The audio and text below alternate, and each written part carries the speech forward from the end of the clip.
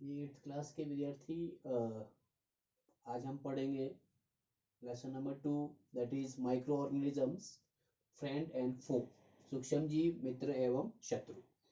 We will see many kinds of animals and plant around us, but we cannot see some living organisms with our naked eye. हम अपनी साधारण आंखों से या बिना किसी apparatus से हम उसको नहीं देख सकते हैं. That is called micro organisms. तो बहुत सारे ऐसे जीव होते हैं. हम अपने चारों तरफ बहुत सारी इसमें ज्यादातर जो है कुछ पैथोजेंस होते हैं, जो बीमारी, रोगाणु जिसको कहते हैं. उसके बाद हम इन माइक्रो ऑर्गेनिजम्स को देखने के लिए हम माइक्रोस्कोप का यूज करते हैं. तो पहला हम इसमें करेंगे कैटेगरी ऑफ माइक्रो या क्लासिफिकेशन.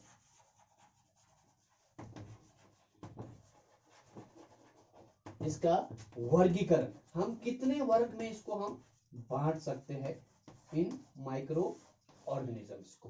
ठीक है, पहला है बैक्टीरिया,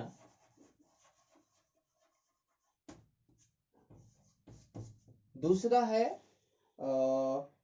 फंगस या fungi,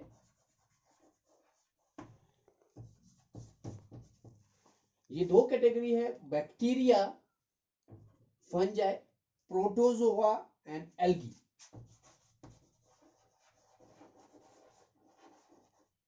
protozoa, fourth one is algae.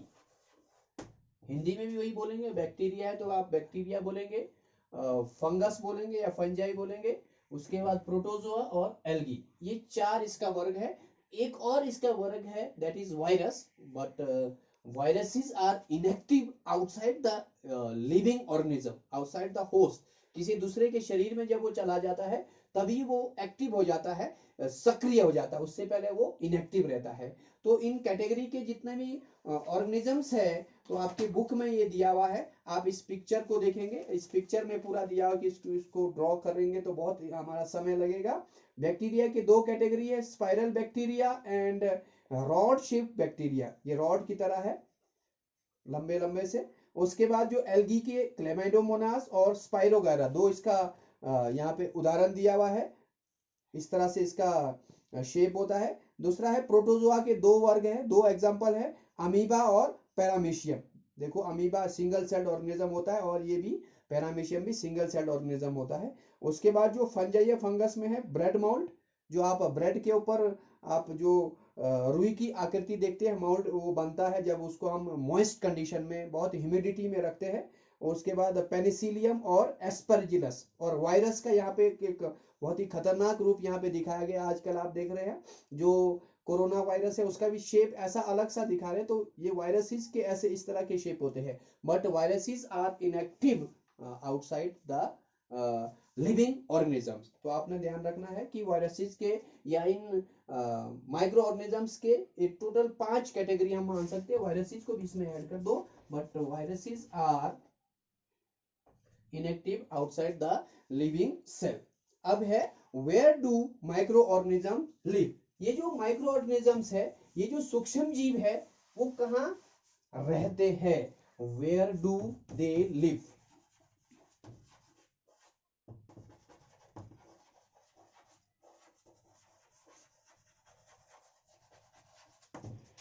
ये रहते कहाँ है?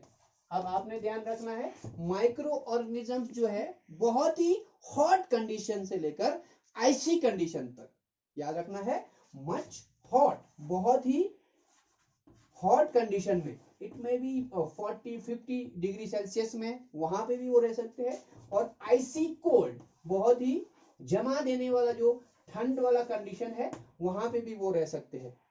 उसके बाद ये डेजर्ट्स में भी हो सकते हैं, जो डेजर्ट्स में भी हो सकते हैं, और मार्शी, दलदल जो एरिया है दलदल वाला, वहां पे भी ये माइक्रो ऑर्गेनिज्म हो सकते हैं. तो इसलिए किसी भी कंडीशन में इसका एग्जिस्टेंस होता है, ये रह सकते हैं. तो ये माइक्रो ऑर्गेनिजम्स कहाँ पे रहते, ये था. और माइक्रो ऑर्गेनिजम्स एंड अस. अब है जो सूक्ष्म जीव और हम. देखो सूक्ष्म जीव कुछ हमारे लिए इसमें फ्रेंड्स भी है और हमारे लिए शत्रु भी है। हिंदी में लिख रहा हूं, सूक्ष्म जीव और हम, मैं दोनों ही जो लैंग्वेज के बच्चे हैं दोनों के लिए कर रहा हूं, सूक्ष्म जीव और हम। अब इसमें पहला है मित्रवत, जो भी कुछ सूक्ष्म जीव हमारे लिए दोस्त है और कुछ है हमारे लिए शत्रु। कुछ सूक्ष्म जीव हमारे लिए वो डिजीज क्रिएट नहीं करते हैं, डिजीज को क्रिएट नहीं करेंगे, वो हमारे लिए मित्रवत होंगे, उसका हम यूज करते हैं। और शत्रु मतलब the micro organism which causes disease to human beings and other living organism, it may be animals also, तो उसमें भी वो बहुत रोग उत्पन्न कर सकते हैं। फ्रेंडली सूक्ष्म जीव में देखो यहाँ पे आपके बुक में दिया हुआ है, पहला है इसका यूज है, हम फ्रेंडली में पहले करते हैं, मित्रवत में करते हैं। पहला है, first is making curd and bread. हम क्या बना रहे हैं, दही।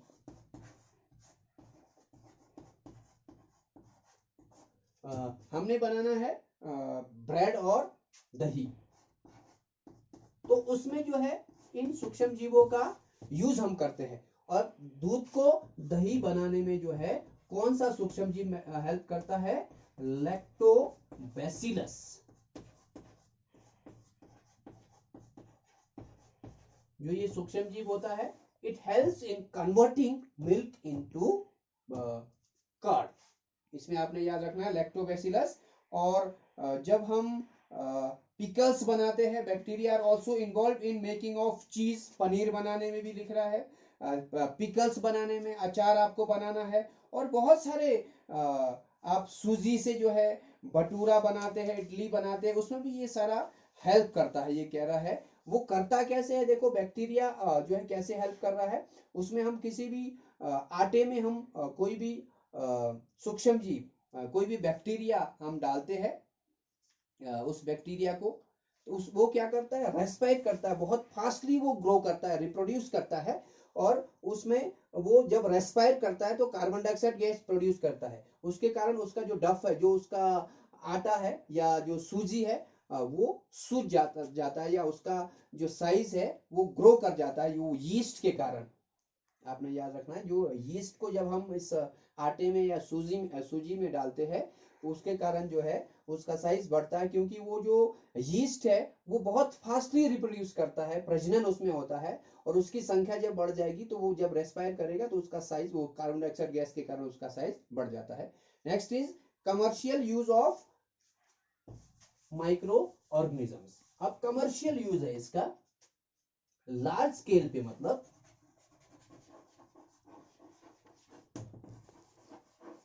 वाणिज्यिक स्तर इसको हम कहते हैं। लार्ज स्केल में किसी चीज को प्रोड्यूस करने में हम कहां पे उसका यूज करते हैं, that is use in the production of alcohols. आप देखते हैं एल्कोहल का जो प्रोडक्शन होता है वो इन सूक्ष्म जीवों के द्वारा होता है। और उसमें जो है एल्कोहल कैसे बनता है, alcohol is the conversion of sugar,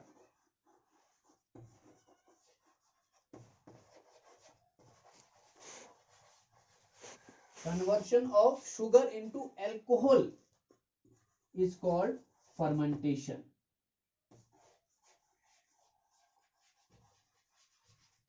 तो अल्कोहल किससे बना, शुगर से। तो शुगर को जब हम अल्कोहल, कोई मीठी चीजें हम डालते हैं, फल फ्रूट डालते हैं, उसको बहुत दिनों तक जब रखते हैं, उसमें यीस्ट जो बन जाता है, वो यीस्ट जो है उस शुगर को कन्वर्ट करता है अल्कोहल में, that is called fermentation.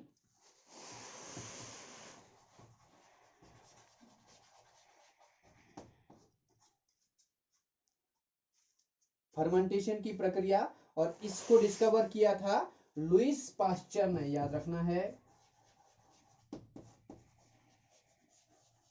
Lewis pasture जो एक जीव वैज्ञानिक थे, उन्होंने इसकी खोज की थी इन 1857। 1857 की जो पहली क्रांति भी हुई थी, आप सबको याद होगा, जो फ्रीडम के लिए पहली क्रांति उस समय हुई थी, उसी समय लुईस पास्चर ने इस फर्मेंटेशन की प्रक्रिया को दिया था कि जो मीठी चीज है उससे अल्कोहल बन जाता है, और वो सूक्ष्म जीव ही उसको कन्वर्ट करते हैं। और इसमें हम बार्ली से, देखो ग्रेन से, व्हीट से, राइस से हम इसको अल्कोहल को उसको गेन करते हैं, प्राप्त करते हैं। और medicinal use of micro organisms, अगला है medicinal use of micro organism, मतलब माइक्रो ऑर्गेनिज्म से या सूक्ष्म जीवों से हम दवाइयां भी प्राप्त करते हैं। मेडिसिनल यूज, मेडिसिनल यूज में हम क्या करते हैं, इससे हम एंटीबायोटिक्स बनाते हैं।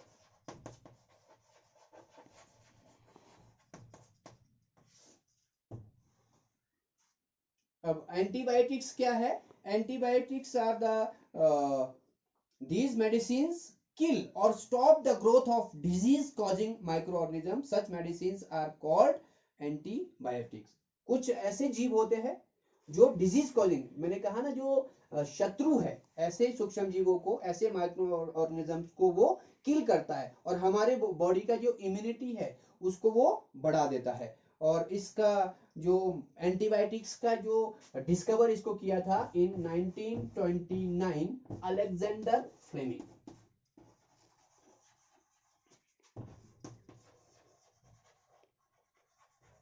अलेक्जेंडर फ्लेमिंग जो है कि एक महान, मैं कह सकता हूं महान जीव वैज्ञानिक थे।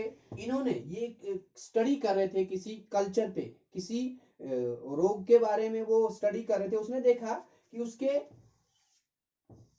उस टेस्टिंग कल्चर में बाहर से कुछ ग्रीन कलर के कुछ ऐसे माइक्रो ऑर्गेनिजम्स थे जो उसके अंदर जो रोगाणु उत्पन्न करने वाले थे उसके ग्रोथ को वो रोक रहा था। तो उसने देखा कि जो जीव उस पैथोजेंस को, उस रोग उत्पन्न करने वाले जीवों को जो मार रहे हैं, उसको उसने नाम दिया एंटीबायोटिक्स। तो हमारे शरीर में कुछ ऐसे जीवों को डाला जाता है, ऑर्गेनिजम्स को डाला जाता है जो उन रोगाणुओं को, पैथोजेंस को किल करता है और हमारे बॉडी की इम्यूनिटी को बढ़ाता है। It keeps our body healthy या अवे फ्रॉम डिजीज, इसको हम कहते हैं एंटीबायोटिक्स। अब आगे है वैक्सीन। ये मेडिसिनल यूज में एंटीबायोटिक का यूज कहा। अब है वैक्सीन। इसमें सबसे पहले who discovered the first vaccine of smallpox, that is Edward Jenner. एक एडवर्ड जेनर थे,